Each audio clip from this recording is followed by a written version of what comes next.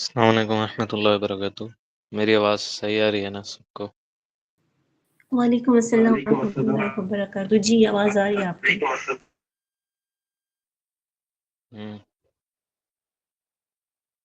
हमारे पास बंदे क्यों कम हैं आज? खाली कैप्टन्स हैं क्या? जी, बंदे कम है। एक अपने काम करें फहद भाई, नहीं एक एक काम करते हैं, ये रिकॉर्डिंग किसी को शेयर मत कीजिएगा आप, ठीक है? मैं बाकी मेंबर से वो कैप्टन्स के पूछेंगे इंशाल्लाह कि मेंबर्स क्यों नहीं आए सारे के सारे। ये रिकॉर्डिंग शेयर नहीं की जाएगी। सही हो गया। वैसे भी सारे कैप्टन्स जो है ना, वो अपने-अपने ग्रुप में ज़रा एक-एक दफ़ा कॉल कर लें। सही हो जाएगा उसके बाद।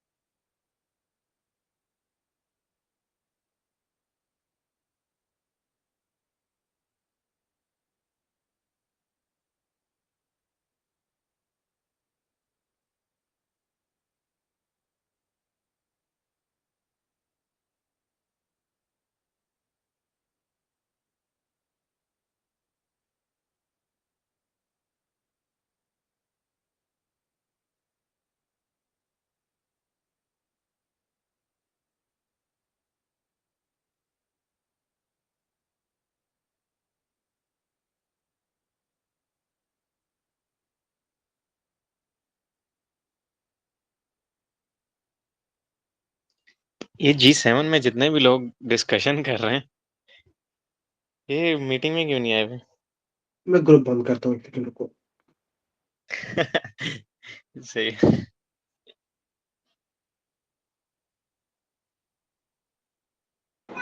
रुक रहा हूँ।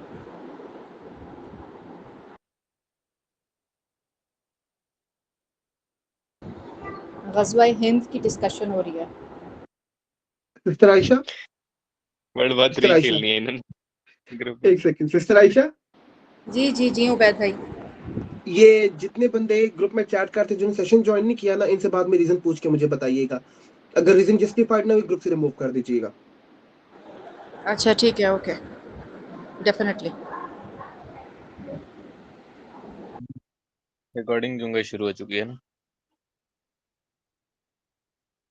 9 भी बज गए।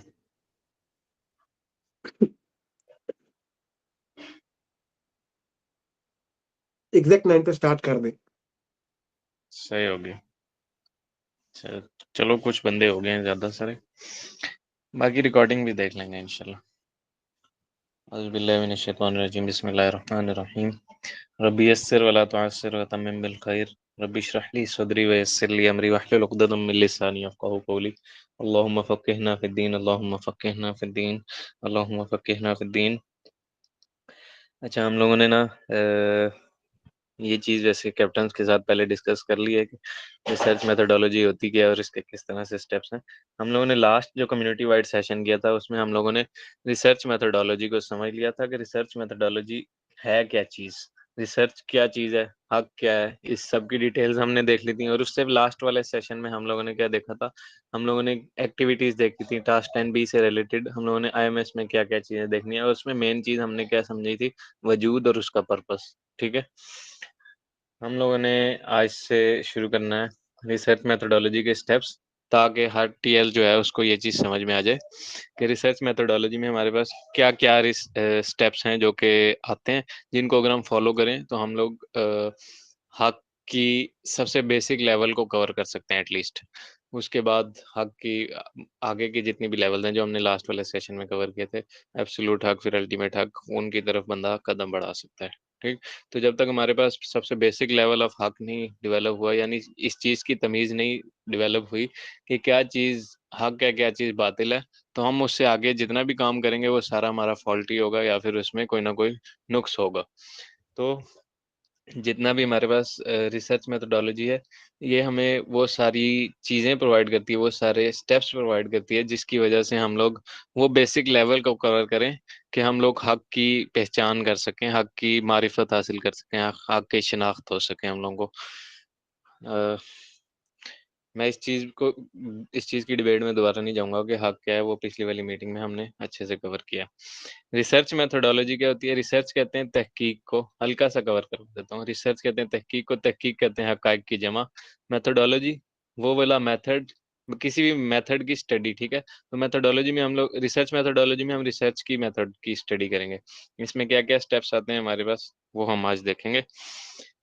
हमारे पास टोटल 8 से 9 स्टेप्स होते हैं रिसर्च मेथोडोलॉजी में, जो कि कॉमन होते हैं, और 2-3 स्टेप्स होते हैं जो डिफरेंट होते हैं हमारे पास विद रिस्पेक्ट टू रिसर्च की स्टैटिस्टिक, रिसर्च की टाइप, रिसर्च की टॉपिक्स, ठीक है? इसके अकॉर्डिंग वो डिपेंड करता है, क्योंकि कुछ रिसर्चेज ऐसी होती हैं जो कि ऑन फील्ड रहकर हमें एक्सपेरिमेंटेशन के थ्रू करनी पड़ती हैं।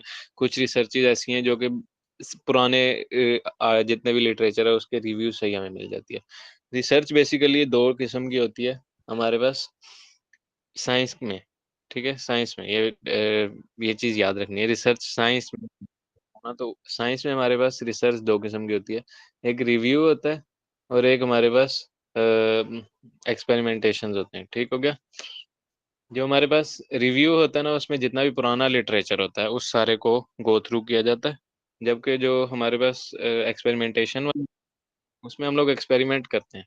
इन जनरल अगर हम डिस्कस करें तहकीक की अंडरस्टैंडिंग में रिसर्च को, कोई भी चीज़ की तहकीक अगर करें, इस कायनात की किसी भी चीज़ के ऊपर हम अगर तहकीक करें, तो लोग उसमें रिसर्च में ये सारे स्टेप्स लगाते हैं, जो हम आज कवर करेंगे, ठीक? सबसे पहले हम लोग उस चीज़ के बारे में जिस जिस चीज़ के बारे में रिसर्च करना चाह रहे हैं ना, उस चीज़ के बारे में समझने की कोशिश करते हैं कि ये चीज़ है क्या? तो उसको समझने के लिए हम एक सवाल जनरेट करते हैं। फॉर एग्ज़ाम्पल आसमान, आसमान की एग्ज़ाम्पल लेकर चलते हैं। आसमान के ऊपर क्या सवाल हमने जनरेट किया? ये क्या चीज़ है जो सामने नज़र आ रही है? ये नीले रंग की क्यों है? ये इतनी बड़ी क्यों है? ये बगैर सतूनों के क्यों है? ये सारे के सारे क्या हैं? ये रिसर्च प्रॉब्लम्स हैं हमारे पास, ठीक? ये हमारा वो प्रॉब्लम है जिसको हम आइडेंटिफ़ाई करेंगे और जिसको सॉल्व करेंगे तो हमारे पास एक रिसर्च आ जाएगी, ये तहकीक आ जाएगी, ठीक? इस हमारे पास जो इस्लामिक मेथोडोलॉजी है ना रिसर्च की, वो भी कवर हो सकती है इन सारे स्टेप्स को अगर हम यूटिलाइज़ करें। अगर हम इन सारे स्टेप्स को यूटिलाइज़ करें, हमारे पास जो वेस्टर्न है या जो नॉन इस्लामिक है, वो भी कवर हो सकती है। ये स्टेप्स ऐसे मैंने कवर किए हुए हैं। तो आगे चल के हम सब डिवीज़न कर लेंगे फिर क्या-क्या स्टेप्स हैं जिनकी वज़ह से इस्लामिक रिसर्च जो सी है वो हमारे पास उम, वो कर जाती है अ, उम, बर्तरी हासिल कर जाती है वेस्टर्न से, ठीक है? मुझे बस 1 मिनट दीजिएगा।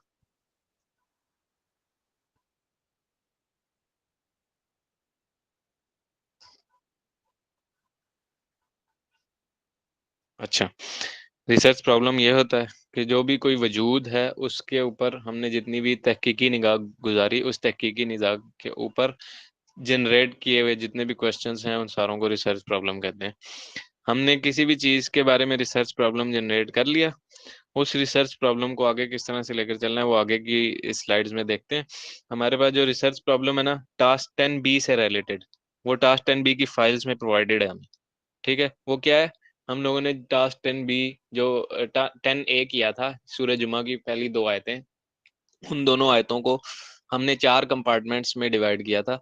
उन चारों कंपार्टमेंट्स में से जो एक-एक कंपार्टमेंट है, उस एक-एक कंपार्टमेंट की बेस पर हम लोगों ने क्या किया उसको अंडरस्टैंड किया, उसको इन डेप्थ पढ़ा, ठीक? टास्क 10 ए में। अब 10 बी में क्या है? वही चारों कंपार्टमेंट्स जो से हैं, यतलू अलैहिम आयाती व युज़क्कीहिम व युअल्लिमुहुमुल किताब वल हिकमा।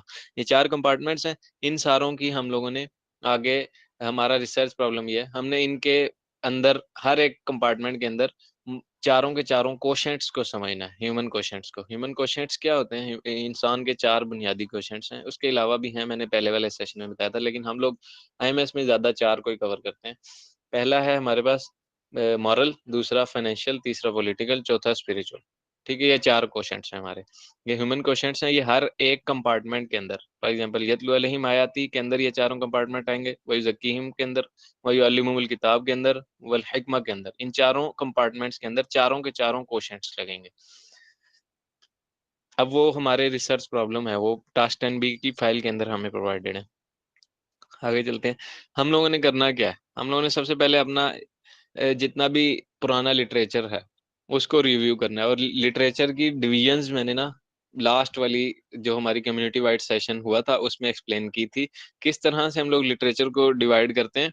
हम लोग पहले बेस्ड ऑन स्टेटा करते हैं, डेमोग्राफिकल स्टेटा, और दूसरा हम बेस्ड ऑन अकायद करते हैं। अकायद के बेसिस पर करते हैं या अहकामात की बेसिस पर करते हैं। जो हमारे पास अकायद की बेसिस पर डिविजन होती है ना, वो बिलीवर और नॉन बिलीवर की डिवीजन आती है। बिलीवर कौन होते हैं? जो कि अल्लाह पर ईमान लाते हैं। जो नॉन बिलीवर होते हैं वो अल्लाह पर ईमान नहीं लाते। फिर बिलीवर्स के आगे अंदर हमारे पास फर्दर डिविजन्स थी कि सुन्नी नहीं नहीं जुडाइज्म, क्रिश्चियनिटी, इस्लाम, इसके बाद बुद्धिज्म, हिंदुइज्म, एटसेट्रा एटसेट्रा। ठीक है, इसी के अंदर फिर मुस्लिम्स के अंदर इन सब के अंदर फर्दर सेक्ट्स हैं। वो हर एक, जैसे फॉर एग्जांपल क्रिश्चियनिटी के अंदर सेक्ट्स हैं, ज्यूइज्म के अंदर सेक्ट्स हैं, इस तरह मुस्लिम्स के अंदर भी सेक्ट हैं। अब वो उनकी आगे फर्दर हम क्लासिफिकेशंस कर सकते हैं, तो हम हर एक सेक्ट का भी अलहदा से रिव्यू ले सकते हैं। इस तरह बहुत ज्यादा कन्फाइंड होकर टू द पॉइंट डायरेक्टेड चीज हम तक पहुंचती है कि ये इस सेक्ट की ये चीज है, ये वाला सेक्ट ये बात कर रहा है, ये वाला स्कूल ऑफ थॉट ये बात कर रहा है। ठीक है, तो रिव्यू में हम लोग क्या करते हैं, उन जितने भी फॉर एग्जांपल कोई एक सेक्ट है, हम लोग ले लेते हैं कैथोलिक्स, ले लेते हैं क्रिश्चियनिटी के। कैथोलिक्स का क्या है? अब एक कोई मसला आ रहा है, आसमान का ही हमने मसला उठाया था कि आसमान क्या है, तो अब वो कैथोलिक्स का क्या बिलीफ सेट है कि ये आसमान क्या है, उसके ऊपर उनका जितना भी लिटरेचर है उसको गो थ्रू करना, उसको कहते हैं रिव्यू, रिव्यू ऑफ लिटरेचर। और रिव्यू को ज़्यादा शार्प और ज़्यादा फास्ट बनाने के लिए क्या किया जाता है, जितनी भी मॉडर्न रिसर्चेज होती है ना उनको, और मॉडर्न रिव्यू को अगर हम कवर कर लें तो हमारे पास क्या होता है, उसके ऊपर बेस्ड जितना भी डाटा था वो हम तक जल्दी पहुंच जाता है। वरना अगर कोई ऐसी चीज हो जिसके ऊपर बिल्कुल सिरे से ही रिसर्च नहीं हुई, तो उसके ऊपर फिर हमें पूरा का पूरा डाटा फिर से कवर करना पड़ेगा, पूरे के पूरे लिटरेचर को फिर से गो थ्रू करना पड़ेगा। अच्छा, रिव्यू ऑफ लिटरेचर में ना 2 चीजें देखी जाती हैं। एक तो पहले की क्या रिसर्च हो रखी है उस चीज के ऊपर, दूसरी कहाँ पर गैप है, कौन सी ऐसी जगह जहाँ पर सॉल्यूशन फाइंड नहीं हुआ हुआ, या कौन सी ऐसी जगह जिसके ऊपर रिसर्च नहीं हुई हुई। तो जो सी गैप है उसको आइडेंटिफाई कर ले बंदा, उसको अलहदा से रख ले, और जो एग्जिस्टिंग रिसर्च है उसको अलहदा से समझ ले। जो गैप है उसको अपना रिसर्च प्रॉब्लम बना के उसके ऊपर फर्दर रिसर्च कर सकते हैं। ठीक है, अच्छा जी, हमारे पास जब रिव्यू कर लिया लिटरेचर का, लिटरेचर के रिव्यू करने के बाद क्या होता है हमारे पास, लिटरेचर को रिव्यू करने के बाद हम लोग एक हाइपोथेसिस बनाते हैं, और उस हाइपोथेसिस को अचीव करने के लिए कुछ ऑब्जेक्टिव्स जनरेट करते हैं। ठीक है, हाइपोथेसिस क्या होती है? हाइपोथेसिस ये होती है कि ये ऐसे हो रहा है, फॉर एग्जांपल कोई भी सिचुएशन है, ये ऐसे हो रही है, तो ये इसके पीछे ये रीजंस हो सकते हैं, ये कॉजेज हो सकते हैं, ये इफेक्ट्स हो सकते हैं। उन सारी चीज़ों को एक एक करके मद्देनजर रख लेना और उनको कंपाइल कर लेना, ये हाइपोथेसिस होती हैं। और जितनी ज़्यादा हाइपोथेसिस हों उतने ज़्यादा हमारे पास इफेक्टिविटी, उतनी ज़्यादा हमारे पास एडेप्टेबिलिटी होती है कि हम ज़्यादा तहकीक कर सकें, ज़्यादा हकायक तक पहुंच सकें। जितना ज़्यादा सेट ऑफ डाटा होता है उतना ज़्यादा इन्फॉर्मेशन आती है ना किसी भी चीज़ के बारे में, जितनी ज़्यादा इन्फॉर्मेशन आएगी उतनी ज़्यादा हम लोगों को सही और गलत की तमीज़ आती जाएगी, उतनी ज़्यादा हम लोगों को सिरात मुस्तकीम की समझ में आएगी कि ये चीज़ कितना रिलेटेड है हक के साथ, कितना नहीं रिलेटेड। ठीक, तो हाइपोथेसिस में ये करते हैं हम लोग, जितनी भी पॉसिबल कॉजेज या रीजंस हैं उन सारों को निकाल लेते हैं, और उनके ऊपर हम लोग ऑब्जेक्टिव जनरेट कर लेते हैं कि उनको किस तरह से डील करेंगे। ऑब्जेक्टिव में हम फिर क्या करते हैं, एम जनरेट करते हैं, गोल्स जनरेट करते हैं, और मेथोडोलॉजी जनरेट करते हैं, स्टेप्स निकालते हैं, कौन सी रिसर्च की कौन सी तरीका यूज़ करेंगे, जिसकी वजह से हम लोग वो सारे के सारे ऑब्जेक्टिव्स को डायरेक्टली विज़िट करेंगे, देखेंगे एक-एक करके और एड्रेस करेंगे। अच्छा, हमारे पास जो रिसर्च का डिज़ाइन है ना, वो अ, हम लोग पहले भी देख के आ चुके हैं लास्ट वाली मीटिंग में। लेकिन यहाँ पे हल्का-सा मैं कवर करवा देता हूँ, यहाँ पे कुछ न्यू टर्मिनोलॉजीज़ के साथ वही पुराने वाला कॉन्सेप्ट एक्सप्लेन करूँगा। रिसर्च का डिज़ाइन हम लोग इस तरह से करते हैं, जब हमने लिटरेचर का रिव्यू किया है, उसके बाद हम लोग लिटरेचर के रिव्यू को फेज़ करते हैं किन चीज़ों के थ्रू, जो हम लोगों ने डेमोग्राफिक्स के स्टेटा या क्लस्टराइज़ेशन की होती है अपने सेट ऑफ लिटरेचर को, उसके थ्रू। अब वो हम किस तरह से कर सकते हैं? क्वालिटेटिवली भी कर सकते हैं, क्वांटिटेटिवली भी कर सकते हैं या मिक्स्ड मेथड में थ्रू भी कर सकते हैं। क्वालिटेटिव क्या है, क्वांटिटेटिव क्या है, मिक्स्ड मेथड क्या है, पहले इन सबको एक्सप्लेन करता हूँ। क्वालिटेटिव ये होता है कि हम क्वालिटी वाइज़ उसको विज़िट कर लें। जैसे मैंने एक्सप्लेन किया था कि हम मॉडर्न रिसर्चेज़ को अगर पढ़ लें, तो हमारे पास जितनी भी पुरानी की ज़माने की रिसर्चेज़ हैं, उनका डाटा आ जाएगा। क्यों? क्योंकि जो मॉडर्न रिसर्चेज़ कर रहे होते हैं, वो रिसर्च अपने पुराने डाटा को कंपाइल करने के बाद और रिव्यू करने के बाद ही जनरेट करते हैं। तो क्वालिटेटिवली अगर हम करें, तो इसमें क्वालिटेटिव रिसर्च में क्या होता है, डायरेक्टेड अप्रोच होती है और वो लोग होते हैं जो कि प्रोफेशनल्स हैं। फॉर एग्जांपल मैं अगर एक डॉक्टर हूँ, तो मैं अपनी रिसर्च अगर करूँगा, तो मैं अपनी रिसर्च में वो चीज़ें एड्रेस करूँगा जो कि डॉक्टर्स को पता हों, जिनकी टर्मिनोलॉजी डॉक्टर्स को पता हो। जो हमने लास्ट में एक चीज़ डिस्कस की थी ना कि रिसर्चर्स क्या करते हैं, अपनी रिसर्च को कीवर्ड्स में लॉक कर देते हैं। तो वो कीवर्ड्स जो हैं वो डॉक्टर्स को पता होंगे, पेशेंट को नहीं पता होंगे। तो हम वो सारे डॉक्टर्स सारे मिलके उस रिसर्च को करेंगे, तो वो हमें क्या है, क्वालिटेटिव रिसर्च मिल रही है। इस तरह से क्वालिटेटिव रिसर्च में एक और चीज़ भी होती है कि हम लोग चंद मखसूस उन लोगों को लें जो अपनी फील्ड के एक्सपर्ट्स हैं। अब मैं फॉर एग्ज़ाम्पल जैज़ का एक रिव्यू लेना चाहूँ, तो जैज़ वालों में अब मैं क्या करूँगा, जितने भी जैज़ के टॉप मैनेजरियल पीपल हैं, उनको पकड़ लूँगा, उनका लूँगा स्टैंस, उनके नैरेटिव्स क्या हैं। तो ये क्या होगी, एक किस्म की क्वालिटेटिव अप्रोच हो गई। क्वांटिटेटिव में क्या होता है, क्वांटिटेटिव अप्रोच में हम लोग बहुत ज़्यादा क्वांटिटी ऑफ रिव्यू लेते हैं, जिसमें हमारे पास या बहुत ज़्यादा क्वांटिटी ऑफ सैंपल्स लेते हैं। इसमें होता क्या है हमारे पास क्वांटिटेटिव में, हम लोग बहुत ज़्यादा लोगों से डेटा सेट लेंगे, बहुत ज़्यादा लोगों से इन्फॉर्मेशन लेंगे, बहुत ज़्यादा लोगों का लिटरेचर लेंगे, बहुत ज़्यादा लोगों के नैरेटिव लेंगे, बहुत ज़्यादा किताबों का नैरेटिव लेंगे। इस तरह बहुत ज़्यादा डेटा सेट को एड्रेस करते हैं, उसमें क्वांटिटेटिवली हो जाती है। क्वालिटेटिव में हम लोग टू द पॉइंट और डायरेक्टेड लेते हैं, क्वांटिटेटिव में हम लोग ज़्यादा से ज़्यादा जितना हो सकता है उतना लिटरेचर रिव्यू करते हैं। और मिक्स्ड मेथड वो है जिसमें क्वांटिटेटिव भी हो और क्वालिटेटिव भी हो, ठीक है? अच्छा, इसमें हम लोग ये हमने डाटा ले लिया, उसको हमने किस तरह से आगे यूज़ करना है, ये 4 बेसिक्स तरीके हैं। इनके अलावा भी हैं, लेकिन अभी ये चारों बेसिक समझ लें तो कुछ हल्की-फुल्की एक्सपोज़र आप लोगों को मिल जाएगा। सबसे पहला एक्सप्लोरेटरी, हम लोग जितना भी डाटा लिया उसको एक्सप्लोरेटरी लें या उसकी एक्सप्लेनेशन लें।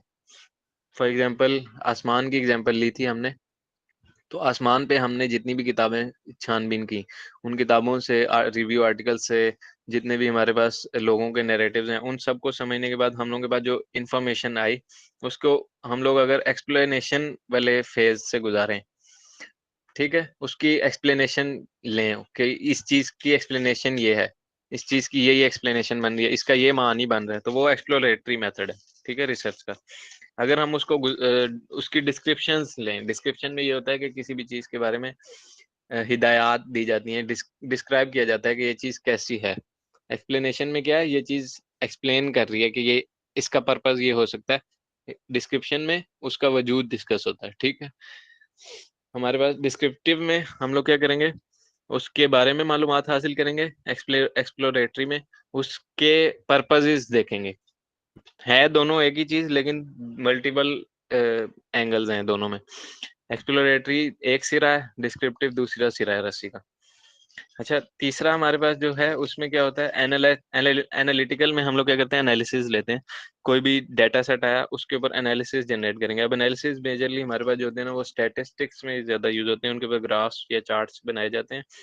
लेकिन अगर हम इन सिंपल वर्ड्स यहाँ पे एक्सप्लेन करूँ मैं। एनालिसिस जब हम किसी भी डाटा सेट का करेंगे तो हम लोग उसको प्रेजेंट करने की कोशिश करेंगे किसी शेप में, किसी तरह से। अब वो किसी विजुअल की फॉर्म में भी हो सकती है। हमने अपनी एनालिसिस या अपनी थॉट, अपनी अंडरस्टैंडिंग जो लगाई उस चीज के ऊपर, उसकी वजह से हम लोगों ने जो अंडरस्टैंडिंग ली, उस अंडरस्टैंडिंग को किसी शेप में प्रेजेंट करें तो उसको एनालिटिकल मेथड कहते हैं, ठीक है।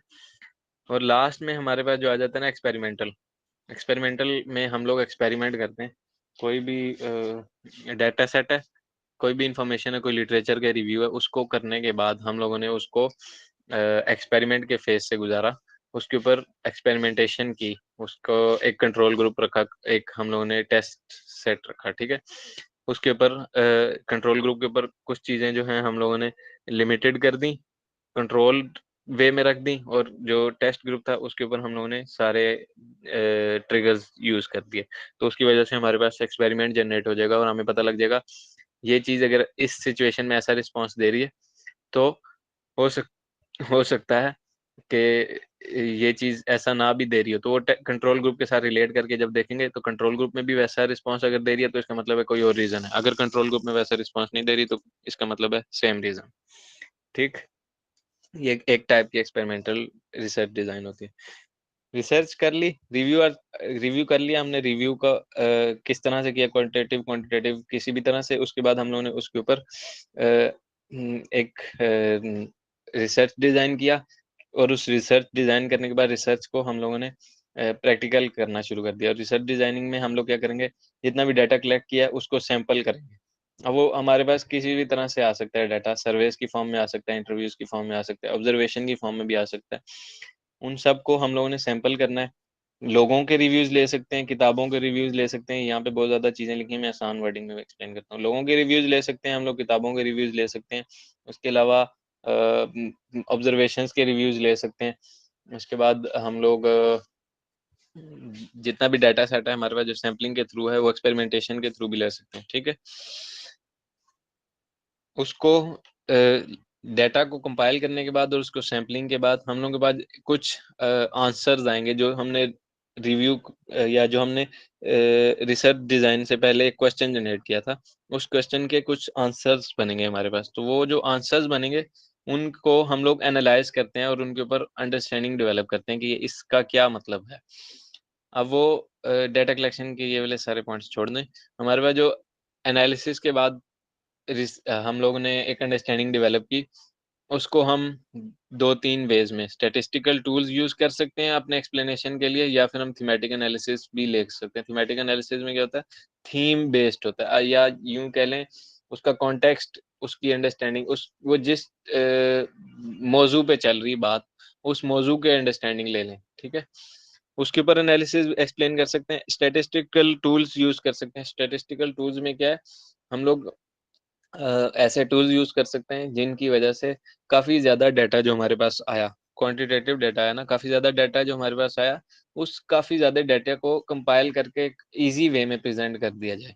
स्टैटिस्टिकल टूल्स हमारे पास काफ़ी सारे हो सकते हैं, चार्ट्स हो सकते हैं, हमारे पास एक्सेल शीट्स हो सकती हैं, हमारे पास वर्ड की फाइल्स हो सकती हैं, ठीक है? और मॉडर्न डे में ये सारी चीज़ें, वरना पुराने ज़माने में क्या होता था, काफ़ी सारे विजुअल्स जनरेट किए जाते थे, डायग्राम्स बनाई जाती थी, और एक्सप्लेन करने के लिए काफ़ी सारे प्रैक्टिकल मैनुअल्स जनरेट किए जाते हैं, ठीक है? ये दोनों चीज़ें तो मैंने एक्सप्लेन कर दी थी। डाटा को सैंपल किया, डाटा को कलेक्ट किया और सैंपल किया, उसके बाद जो हमारे पास एनालिसिस जनरेट हुआ, उस एनालिसिस को हम लोग इंटरप्रेट करते हैं और उसके ऊपर एक अंडरस्टैंडिंग, फाइंडिंग्स जनरेट करते हैं। उसकी इंटरप्रिटेशन के बाद हम लोगों ने क्या किया, उसकी फाइंडिंग को कलेक्ट किया, उसको फिर कंपाइल करने के लिए हम लोगों ने क्या किया, आगे चल के फाइल जनरेट कर ली। उस फाइल जनरेट करके हम लोगों ने स्ट्रक्चर कर दिया सारे डाटा को, और उस डाटा में हम लोगों ने कुछ चीज़ें, एब्स्ट्रैक्ट डाल दिया, इंट्रोडक्शन डाल दिया, मेथोडोलॉजी डाल दी, रिजल्ट डाल दिया, डिस्कशन, कंक्लूजन, एटसेट्रा एटसेट्रा। ये वो हैं जो हमारे पास ये वो चीज़ें हैं जो कि हमारे पास वेस्टर्न रिसर्च में यूज़ होती हैं प्रेजेंटेशन ऑफ डाटा में। वरना जो हमारे पास इस्लामिक लिटरेचर के रिव्यू के बाद इस्लामिक प्रेजेंटेशंस होती हैं, उनमें बुक की फॉर्म में आ जाती हैं, या फिर उनमें हमारे पास जितनी भी हिस्टोरिकल कॉन्टेक्स्ट की फॉर्म में आ सकती हैं, उसके बाद थीमेटिक अंडरस्टैंडिंग की बेस्ड में आ सकती हैं हमारे पास। और इसके अलावा based on school of thoughts आ सकती हैं, ठीक है, वो डिपेंड करता है। अब लेकिन मेजरली जो हमारे यहाँ तरीका चलता हुआ आ रहा है इस्लामिक में डाटा प्रेजेंटेशन का, वो हमारे पास आ रहा है बुक्स की फॉर्म में और राइटिंग्स की फॉर्म में, लिटरेचर के फॉर्म में, आर्टिकल्स की फॉर्म में नहीं आ रहा। और आर्टिकल्स की फॉर्म में मॉडर्न डे में थोड़ा बहुत काम स्टार्ट हुआ है, वरना उससे पहले नहीं था। उससे पहले क्या होता था, जितने भी उलमाए कराम थे या जितने भी मशाइख कराम थे, वो सारे क्या करते थे, वो अपनी जिंदगी की जितनी भी रिसर्च होती थी उस रिसर्च को कंपाइल करके एक किताबी शक्ल दे दिया करते थे, और वो किताब जो है वो लाइब्रेरीज में प्रोवाइड कर दी जाती थी।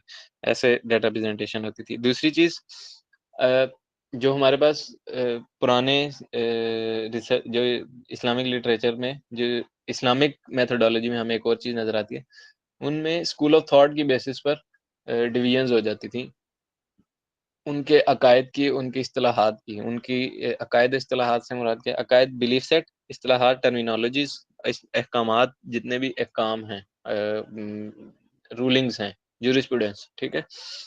तो ये सारी की सारी इस तरह से पुरानी डिवीजन्स कर देते थे। जूरिस्प्रूडेंस के मामलात अलहदा से कंपाइल किए हुए हैं उन्होंने। इस तरह से हमारे पास बिलीफ सेट के मामलात सारे अलहदा से कंपाइल किए हुए होंगे उन्होंने। या हमारे पास जितने भी आ जाएं, इसके अलावा स्टेट का लॉ वो अलहदा से, जस्टिस का लॉ अलहदा से, पर्सनल लॉ अलहदा से, सोशल स्ट्रक्चर्स के लॉ अलहदा से, ठीक।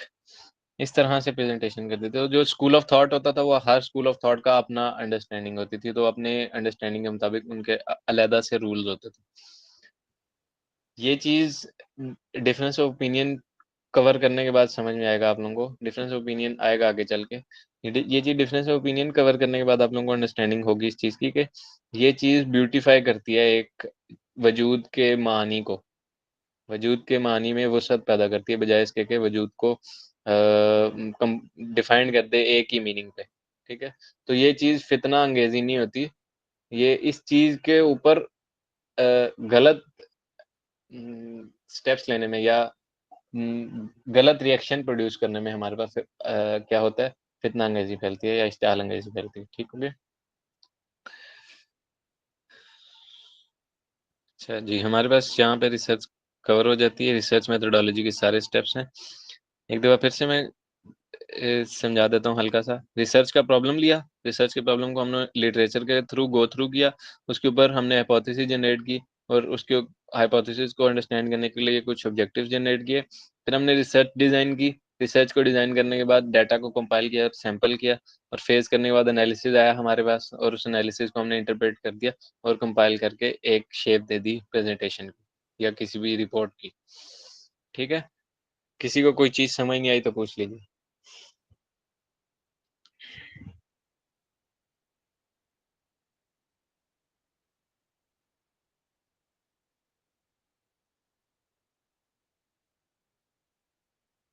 ऐसा तो नहीं है कि मेरी आवाज ही नहीं आ रही थी? नहीं, आपकी आवाज आ रही है।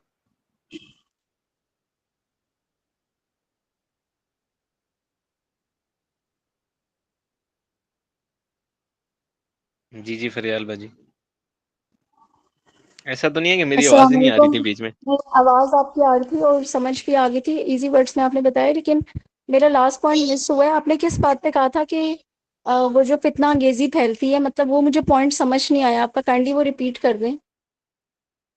जी, उसको हम ना इन डेप्थ आगे चल के ना डिफरेंस ऑफ ओपिनियन जब कवर करेंगे ना तो उसको हम समझ लेंगे। अभी के लिए मैं इतना समझा देता हूँ आपको। एक चीज है, फॉर एग्जांपल आसान करके एक्सप्लेन करता हूँ। मेरे पास पेन है, ठीक। अब इस पेन के एक बंदा आके कहे ये पेन है, दूसरा बंदा आके कहे ये पेन नहीं है, ये लिखने वाली चीज है, तीसरा बंदा आके कहे ये पेंसिल है, ठीक। तीनों चीजें क्या है, एक ही टॉपिक के अंडर, एक ही मानी के अंडर वसअत पैदा कर रही है, ठीक। तो वो तीनों की बात गलत नहीं है, तीनों अपने अपने नजरिए से हक पर ही हैं, अपनी अपनी अंडरस्टैंडिंग, अपने अपने डेप्थ ऑफ मीनिंग्स के बाद सारे के सारे सही डायरेक्शन में ही अपनी अपनी अंडरस्टैंडिंग के मुताबिक इंफॉर्मेशन प्रोवाइड कर रहे हैं, लेकिन जो एग्जैक्ट अंडरस्टैंडिंग है ना, उसकी जो असल वजूद का जो असल मानी है, वो चीज इस दुनिया में आया हो ही नहीं सकती। ये इस दुनिया की एक कह लें खूबसूरती है, वो इस दुनिया में आया हो ही नहीं सकती। वो अल्लाह ताला को पता है, वो अल्लाह ताला के कुल इल्म में। अल्लाह ताला अपने इल्म में से कुछ इंसान को इल्म अता करते हैं। अल्लाह ताला फरमाते हैं ना, अल्लाहु ला इलाहा इल्ला हुवल हय्युल क़य्यूम ला तअख़ुज़ुहु सिनतुन वला नौम लहू मा फ़िस समावाति व मा फ़िल अर्ज़ि मन ज़ल्लज़ी यशफ़अउ इंदहु इल्ला बिइज़्निहि यअलमु मा बैना अयदीहिम व मा ख़ल्फ़हुम। अल्लाह ताला जानते हैं जो कुछ आगे है और जो कुछ पीछे है। वला युहीतून बिशैइन मिन इल्मिही, और नहीं इहाता कर सकती कोई भी चीज़ उसके इल्म में से, इल्ला बिमा शाअ, मगर वो जिसे कुछ अता कर दे। ठीक है, तो जिसे अल्लाह ताला अपने इल्म में से कुछ इल्म अता कर देता है। इल्म एक चीज़ है यहाँ पे, ठीक है। अगर अल्लाह ताला अपने इल्म में से किसी को कोई इल्म अता कर देता है तो उस बंदे के ऊपर कुछ ना कुछ हक की शिनाख्त आया हो जाती है, उसके ऊपर कोई कुछ ना कुछ हद तक मारिफत आ जाती है। ठीक, किसी भी वजूद से मुतालिक, वजूद कोई भी चीज़ हो सकती है। मैंने पेन का वजूद लिया तो पेन के वजूद के ऊपर कितने सारे मानी हमारे पास आ गए, लेकिन जो एग्जैक्ट मानी है वो अल्लाह ताला के पास है कि वो क्या चीज़ है, क्योंकि अल्लाह ताला उसके यालमु मा बैना अयदीहिम, जो कुछ आगे है उसका, वो मा खल्फहुम, जो कुछ पीछे है उससे भी आगाह है। हमारे पास आगे चल के आएगी फर्दर, जब हम ना इन डेप्थ कवर करेंगे सूफीज़्म को, उसके अंदर हम एक रिसर्च कवर करेंगे। यहाँ पे मैं कुरान पाक की एक आयत से वो एक्सप्लेन कर देता हूँ। अल्लाह ताला कुरान पाक में फरमाते हैं, ये दुनिया जो है ये फ़ानी है। फ़ानी का मतलब क्या होता है? ख़त्म हो जाने वाली, मिट जाने वाली। ठीक, तो जो चीज़ मिट जाने वाली होती है, वो चीज़ एग्ज़िस्टिंग नहीं होती, या वो चीज़ कभी पाई ही नहीं जाती थी। तो ये दुनिया, ये सूफ़ीज़्म का एक कॉन्सेप्ट है जिसमें हम लोग ये चीज़ समझते हैं कि ये दुनिया जो है ये बज़ाहिर नज़र आ रही है नहीं अपने वजूद में। तो अब ये एक अंडरस्टैंडिंग है। अब एक और स्कूल ऑफ थॉट आके इसके ऊपर अपनी अंडरस्टैंडिंग दे दे कि नहीं, इस दुनिया का वजूद है। इस तरह एक और स्कूल ऑफ थॉट आके अपनी अंडरस्टैंडिंग दे दे, नॉन बिलीवर्स अपने अंडरस्टैंडिंग दे दें। सब अपने अपने एंगल से सही बता रहे होंगे, लेकिन जो असल में जो वजूद है दुनिया का, वो किसको मालूम है? वो अल्लाह ताला को मालूम है। तो अल्लाह ताला ने कुछ मानी की सतह को इस दुनिया में अयां कर दी है कुरान पाक के through. Intent of the lord is written in his book. Allah ताला की नीयत जो है वो अल्लाह ताला की किताब में दर्ज है। ठीक है, तो अल्लाह ताला ने कुछ अपनी अंडरस्टैंडिंग, अपनी नीयत, अपने इल्म, अपने इखलास, अपने तख़य्युल का, अपने इरादा का इज़हार कुरान पाक में कर दिया हुआ है। लेकिन अब वो कुरान पाक भी इतनी वसअत वाला है, जामिउल कलाम है, कि कुरान पाक की अंडरस्टैंडिंग को भी इंसान जो है वो अपनी पूरी ज़िंदगी भी लगा ले तो तब भी पूरी तरह से हासिल नहीं कर सकता। इल्ला ये कि अल्लाह ताला की रहमत हो जाए और अल्लाह ताला उस पर हक अयां कर दें अपनी तरफ से। ठीक, तो ये होगा कि उसके ऊपर जो सही मानी है वो खुद ब खुद अयां हो जाएगा, उसका हर कदम अल्लाह ताला की तरफ से गाइडेड होगा। तो जब तक ऐसा ना हो और वो बंदा खुद मुतलाशी है और वो बंदा खुद इल्म की राह में है, तो वो जितने भी मानी अखज़ करेगा वो सारे के सारे हक पर ही हैं। लेकिन वो हक वो वाला हक नहीं है जिसको हम एब्सोल्यूट हक कह सकें। ठीक, बस ये चीज़ मैंने एक्सप्लेन की थी वो वाले डिफरेंस ओपिनियन वाली बात में, कि काफ़ी सारे मीनिंग्स आ सकते हैं एक वजूद से रिलेटेड, एक एग्जिस्टेंस से रिलेटेड एक बंदे के पास, लेकिन उनमें से कितने मीनिंग्स जो हैं वो इन रियलिटी एग्जिस्टेंट हैं, या कितने मीनिंग्स जो हैं वो हमारे पास वजूद की शक्ल में हैं, और कितने मीनिंग्स ऐसे हैं जो कि मौजूद हैं लेकिन वजूद की सिचुएशन में नहीं है। बहुत ज़्यादा कॉम्प्लेक्स ना हो जाए, इसलिए मैंने इसको अलहदा से रखा हुआ है डिफरेंस ओपिनियन के टॉपिक में, तो वहाँ पे हम इंशाल्लाह कवर करेंगे।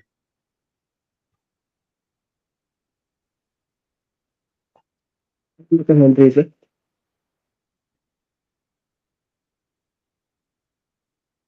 जी फातिमा, आप सवाल कर लें। अच्छा, फातिमा हाँ का जी, भी हैंड अस्सलाम रेस था। वालेकुम जी। अस्सलाम वालेकुम। वालेकुम अब वो ये मुझे ये पूछना था कि आपने तो बताया था ना कि 2 हैं, कि एक रिसर्च होता है और एक होता है रिव्यू होता है। तो इसका मतलब कि अगर फॉर एग्ज़ाम्पल रिव्यू तो ये होता है कि आपके पास डॉक्यूमेंटेड चीज़ हो या मतलब वो चीज़ पहले से ही मौजूद हो तो उसको रिव्यू बोलते हैं। रिसर्च ये होता है कि आपने स्क्रैच से किसी चीज़ को मतलब ढूँढ रहे हैं, मतलब फॉर एग्ज़ाम्पल कि जैसे हमें ये टास्क मिला हुआ था, तो अगर मैं कहूँ कि यतलू अलैहिम आयातिही, इसको मैंने रिसर्च करा है, तो ये मैं गलत कह रही हूँ। क्योंकि वो तो उसपे तो डाटा पहले से मौजूद है, तो मैं जो डाटा को पढ़ रही हूँ, वो मैं रिव्यू कर रही हूँ, रिसर्च नहीं कर रही। तो रिसर्च वाली ये चीज़ है, ये कब आएगी? और रिसर्च हम अ, मतलब ये रिसर्च तो हमने खुद करनी होती है, तो ये हमारे जो 5 सेंसेस हैं या मतलब अल्लाह ताला जो हमें देंगे, वो ही बस इसी में ही आ जाएगा, यही आएगा बस रिसर्च में। मतलब आप समझ रहे हैं? जी, जी, मैं आपका पॉइंट ऑफ व्यू समझ गया हूँ। सबसे पहले तो जो आपने एंड पे बात कही ना कि हमारे पाँचों सेंसेस आएँगे, तो नहीं, पाँचों सेंसेस से भी बाला चीज़ आएगी। अल्लाह ताला कुरान पाक में फरमाते हैं ना अल्लज़ीना युमिनूना बिल गैब, वो लोग जो ईमान लाए गैब पर। तो गैब भी एक इल्म है। तो गैब का इल्म के मुतालिक जो सारा इन्फॉर्मेशन है, वो सारी की सारी कहाँ से हमें मिलेगी? वो सारी की सारी हमें कुरान और हदीस और जितनी भी हमारे पास बिलीफ सेट हैं बाकी अदियान के, ठीक है? वहाँ से मिल जाएगी। लेकिन जहाँ तक बात आती है विजुअल्स की जो हमारे सामने हैं, उनके ऊपर अगर हम रिसर्च करेंगे, जो हमारे पास गैप की चीज़ें हैं ना, उनके ऊपर तो रिसर्च की ही नहीं जा सकती। वो मेटाफिज़िकल चीज़ें हैं सारी की सारी, उनके ऊपर रिसर्च नहीं की जा सकती, उनके ऊपर रिव्यू जनरेट किया जा सकता है। जहाँ तक बात आती है ना उन चीज़ों की जो हमारे सामने आया हैं, तो वो चीज़ें जो कि हाज़िर हैं, जो मौजूद हैं, जो हमारे सामने हैं, उनके ऊपर क्या किया जाता है? उनके ऊपर रिव्यू पहले जनरेट किया जाता है और उसके बाद रिसर्च की जाती है। तो रिव्यू हम लोग जब भी ये काम करते हैं ना, जब जिसको हम लोग समझते हैं कि हम लोगों ने डाटा कलेक्ट किया, वो असल में हमने रिव्यू ही किया होता है। उसके ऊपर रिसर्च किस तरह से की जाएगी, उसके ऊपर अपनी अंडरस्टैंडिंग, अपने नैरेटिव जब हम अपने अंडरस्टैंडिंग, अपने फ़हम को यूटिलाइज़ करेंगे और उसको हम किस तरह से यूटिलाइज़ करेंगे अपने फ़हम को, वो आगे चल के एक वीक आएगा रिफ्लेक्शन का ना, वहाँ पे मैं एक्सप्लेन करूँगा इस चीज़ को कि किस तरह से हम लोग अपने-अपने पर्सपेक्टिव से, अपने-अपने सिराते मुस्तकीम से, अपनी-अपनी एक्सपीरियंस एक्सपोज़र से, अपनी ज़िंदगी के तजुर्बे, तजिए, मुशाहिदे की बेसिस पर एक नैरेटिव डेवलप करेंगे ना रिफ्लेक्शन के बाद। रिफ्लेक्शन कहते हैं तफक्कुर को। जब हम एक नैरेटिव डेवलप करेंगे, तो वो हमारे पास जो एक नैरेटिव आएगा इस्लामिक रिसर्च मेथोडोलॉजी में क्या होता है, उस चीज़ को समझा जाता है कि वो रिसर्च है। इस्लाम में एक तो ये वाली रिसर्च है, वरना अगर हम जो हमारे पास साइंटिफिक इल्म है या वो सारा इल्म जो कि हमारे पास आ जाता है बियॉन्ड फिलोसॉफिकल अंडरस्टैंडिंग, ठीक? इसमें हमारे पास मैथमेटिक्स आ सकती है, उसमें हमारे पास आ जाता है साइंस के सारे उलूम आ जाते हैं। इन सब में क्या है, हम लोग अपनी प्रैक्टिकल रिसर्चेज़ जनरेट कर सकते हैं। लेकिन आईएमएस अभी इस चीज़ की फैसिलिटी प्रोवाइड नहीं करता है कि वो अपने फंड करे अपने मेंबर्स को इस रिसर्चेज़ के हवाले से। लेकिन ये है कि आईएमएस उनको गाइडेंस ज़रूर प्रोवाइड कर सकता है। बाकी वो अपने-अपने बेसिस पर, अपनी-अपनी लैब्स पर, अपनी-अपनी फैसिलिटीज़ के यूज़ करते हुए अपनी रिसर्चेज़ खुद जनरेट कर सकते हैं, ठीक है? फॉर एग्ज़ाम्पल कोई बंदा है ना यहाँ पे, उसको यतलू अलैहिम आयाती के ऊपर मैथ का कोई एंगल नज़र आया। अब वो मैथ के एंगल के ऊपर फर्दर रिसर्च जनरेट करना चाहता है, तो मैथ के एंगल के ऊपर फर्दर रिसर्च जनरेट करने के लिए जितनी भी फैसिलिटीज़ उसको यूज़ करने हैं, जैसे फॉर एग्ज़ाम्पल उसको मैथ की लैब्स चाहिए, वेट लैब्स चाहिए, ठीक है?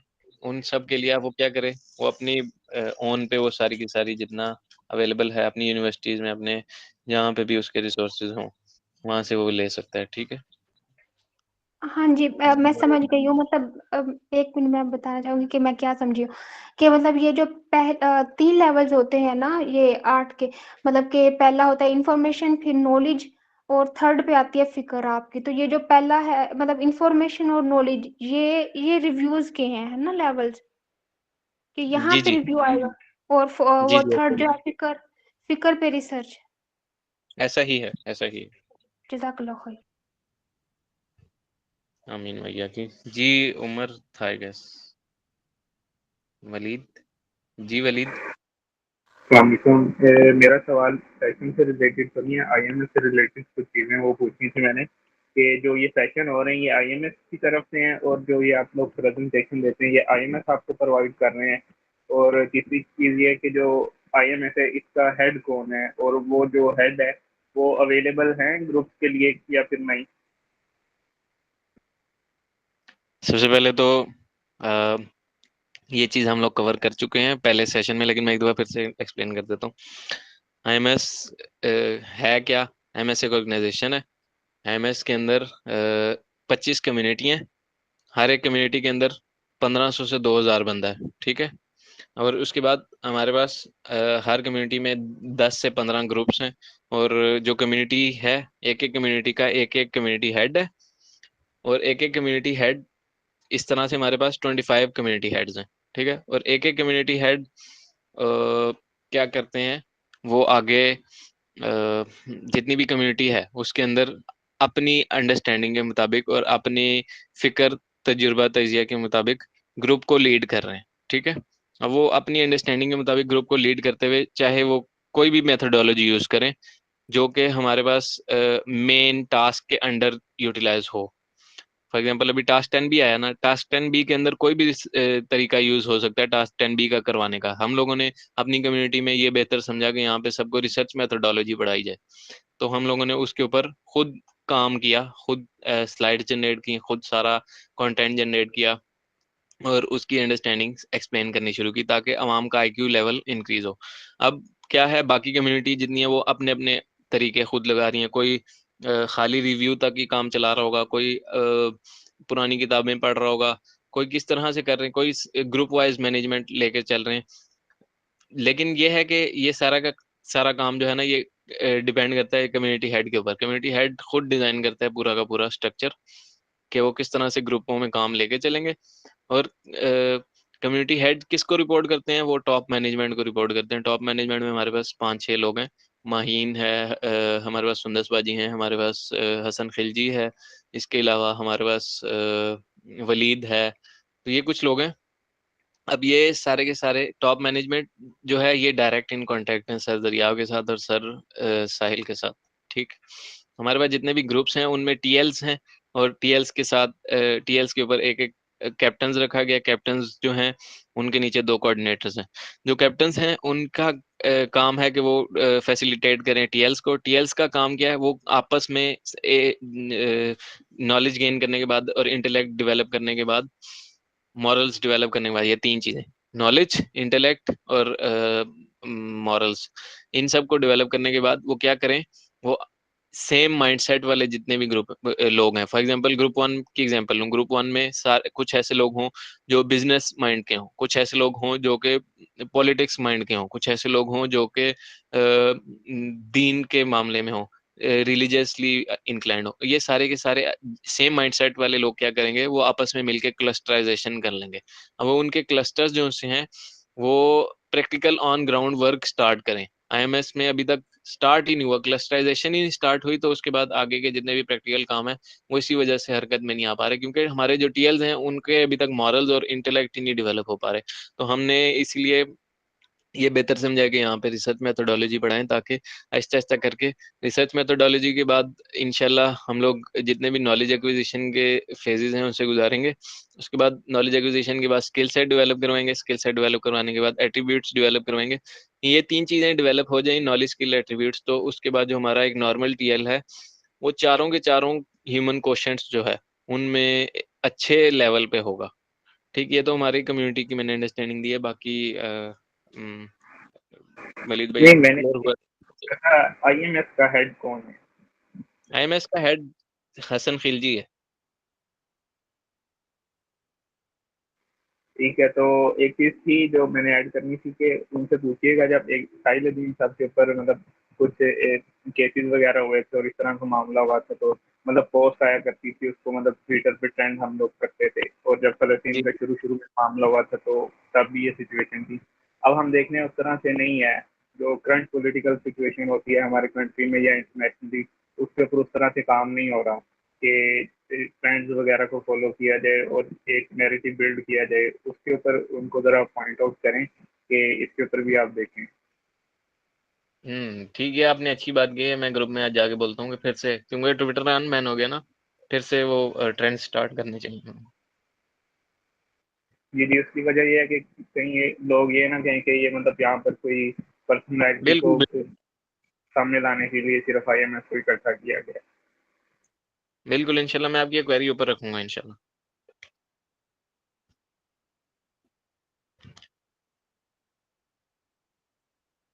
अच्छा जी, हमारे पास आगे वलीद भाई, आपका सवाल क्लियर हो गया? जी क्लियर हो। जी आयशा बाजी, आपने हैंड रेज किया हुआ। भाई अभी आपने कहा कि गैब का इल्म एक बहुत ही वास्ट इल्म है और इल्म तो हासिल करना चाहिए, ये भी हमें पता है। तो आप पामिस्ट्री को यहाँ पे किधर फिट करते हैं? क्योंकि एक दफ़ा बहुत पहले हमारी स्कूल में बहस हो रही थी, तो एक लड़की ने ये पॉइंट उठाया था कि अगर गैब का इल्म और पामिस्ट्री और ये सब कुछ गलत होता, तो सबसे पहले तो गलत काम फिर ख़िज़र अलैहिस्सलाम, हज़रत ख़िज़र ने करा कि उन्होंने गैब के ऊपर रखकर मतलब फ्यूचर प्रेडिक्ट करते हुए उस बच्चे को मारा और फ्यूचर प्रेडिक्ट करते हुए वो दीवार को उन्होंने गिराया। तो ये तो सबसे पहले गलत हो गया। आयशा बाजी, अब आपका अब एक सेकंड। सब बैठे हुए हैं वरना फिर होगा। अच्छा आयशा बाजी, इस मामला ऐसा है, आपका सवाल बिल्कुल जायज़ है, लेकिन हमारा जो टॉपिक है ना उससे हट गया। लेकिन मैं इन जनरल आपको थोड़ा सा बता देता हूँ, ये सारा टाइम रिलेटेड है। टाइम को अरबी जुबान में कहा जाता है ज़मानो मकान, ठीक है। ज़माना अलग होता है स्पेस और मकान, स्पेस मकान, ज़माना, ज़मान कहते हैं टाइम को, टाइम एंड स्पेस। हमारे पास जो वक्त है ना, वो उसकी सही से ट्रांसलेशन नहीं हुई हुई इधर उर्दू जुबान में ना। क्या है अरबी में, क्या होता है, ज़मानो मकान के वर्ड्स यूज होते हैं। टाइम में टाइम एंड स्पेस की बाउंड्रीज अलग होती हैं। हमारे पास जो टाइम एंड स्पेस है ना, वो अलग-अलग से कवर होते हैं। ये बहुत लंबा टॉपिक है। इंसान जो है ना, उसको अल्लाह ताला ने इख्तियार दिया हुआ है कि वो औलिया अल्लाह के दर्जे पर पहुंच सके, ठीक है। लेकिन अल्लाह ताला के इल्म को नहीं पहुंच सकता कोई भी आदमी। ये बस दो चीज़ें समझने की ज़रूरत है। अल्लाह ताला फरमाते हैं कि मैं खुद ज़माना हूँ, ज़माने को गाली ना दो क्योंकि ज़माना मैं ही हूँ, ठीक है।